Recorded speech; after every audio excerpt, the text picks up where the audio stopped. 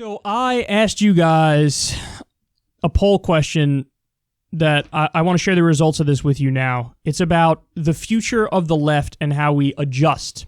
So should left-wing candidates, number one, suck up to the media, infiltrate it, and get them to like us, or at the very least not hate us? Should we, two, build out the counter-infrastructure of new media where it overtakes old media? That's admittedly a much longer project.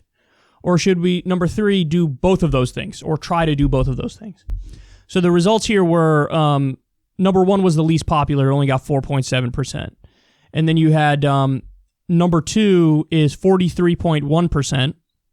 So people in much larger numbers want to build out new media more to overtake old media. And then actually the majority position is option number three, both of those things. So let me expand on this a little bit, because I know I've had this conversation behind the scenes with some people, and there's a little bit of confusion as to what exactly I mean by that first option, and I want to explain it. So Barack Obama in 2008 got the media to like him. Now, you might say, yeah, but he's Barack Obama. He's a freaking corporate centrist. True, but in 2008, at the time, the media and the people really had no idea how he would actually govern. There was a decent chance that he would get in there and be FDR-like. There really was.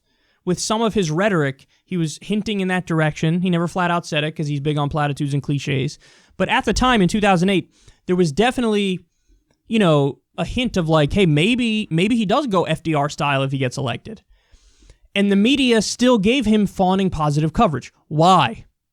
Honestly, old school charm and hard work. So namely, go out of your way, shake the hands of the press, be kind to them, ask how the kids are doing, show concern, give them time.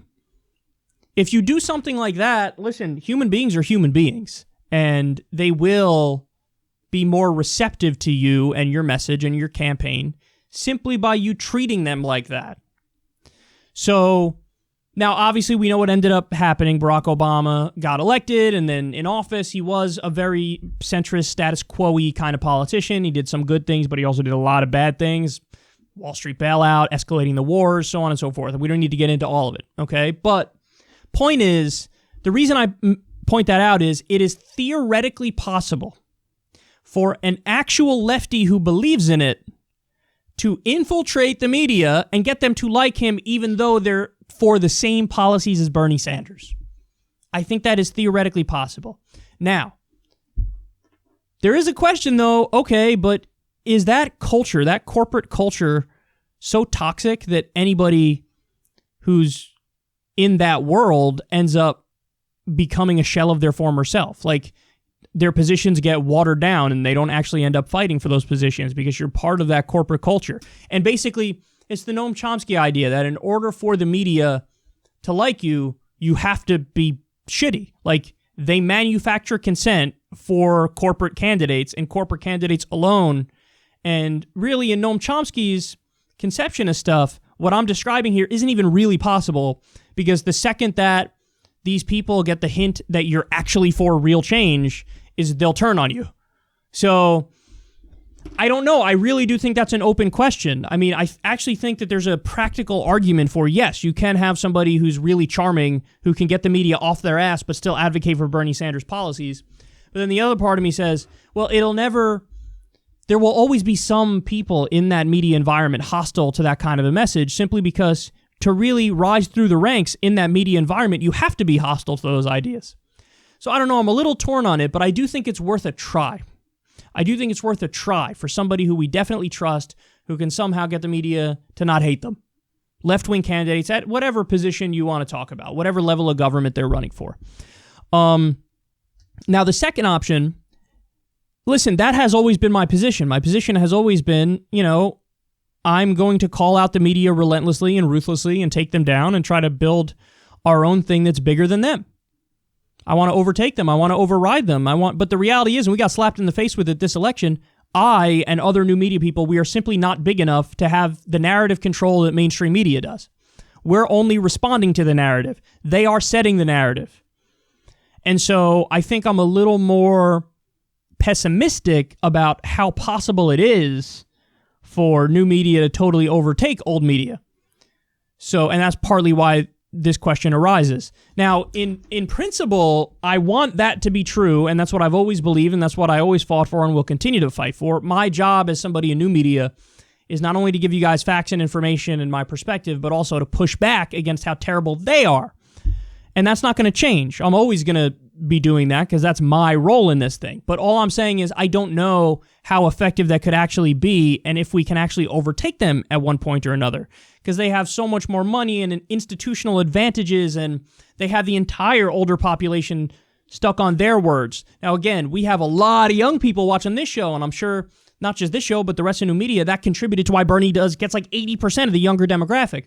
But it still wasn't enough to win an election, sway an election, and have us set the narrative. So, I mean, ultimately, I think I agree with what everybody said. I think I agree that our best option is to try to have some lefty candidates who can like infiltrate the media and get them to not hate them.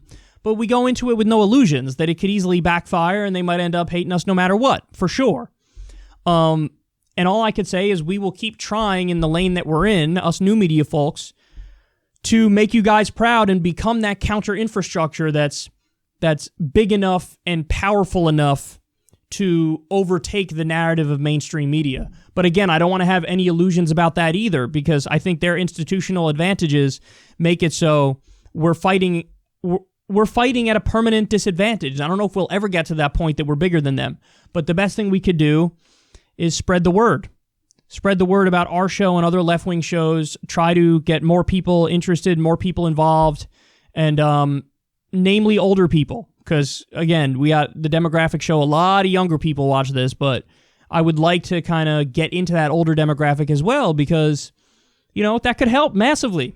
And people might actually start voting based on who has the best policies and ideas and not people who they think is the most electable or whatever.